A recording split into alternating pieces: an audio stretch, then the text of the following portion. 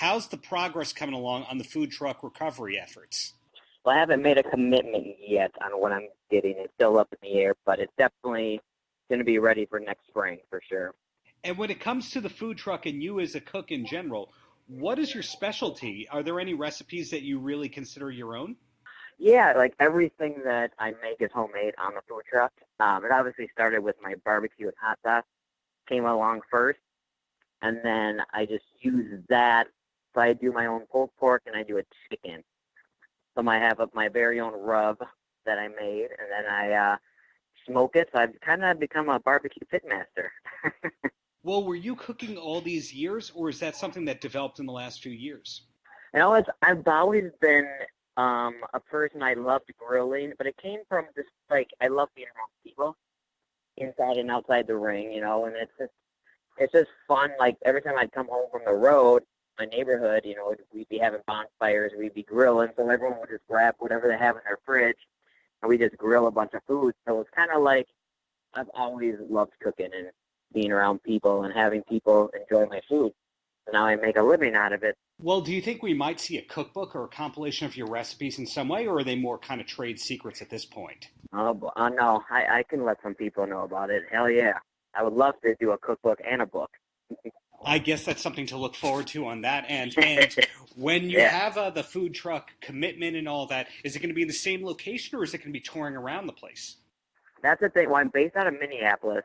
I was supposed to be in Daytona Beach literally right now with it before all this stuff happened. I was going to, go back to where it all started for the winter. But yeah, it's going to be based out of Minneapolis. But I do want to tour with it. I do kind of like the Midwest area right now, but I think with this new one and with all the fans and wrestlers that are helping me out, I really want to give even more back and travel with it and make a hooking up with ODB tour and get my food truck out there where it's never been before. So I think that's my focus on the new one. It's definitely going to get around a lot more.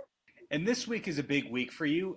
ODB Appreciation Night happening in New York. Is New York a city that you have much history with?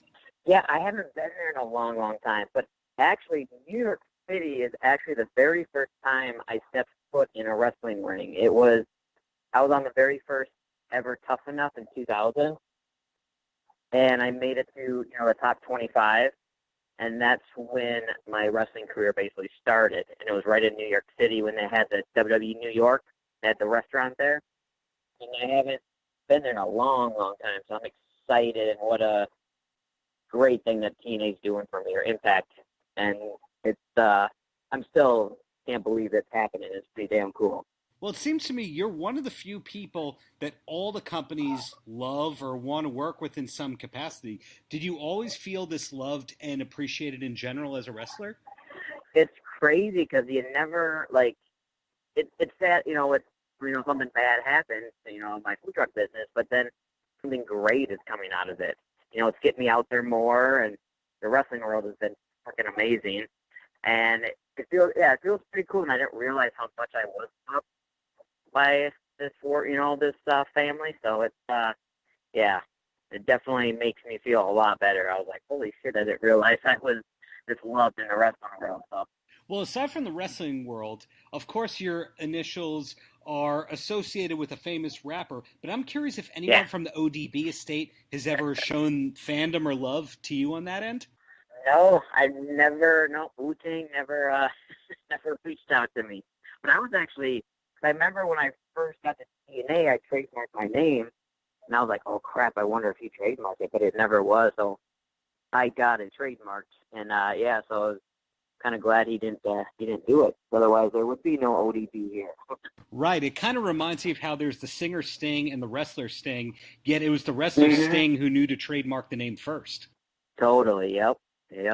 So is there life for you outside of wrestling and outside of the food truck, or really is that where most of the day goes for you?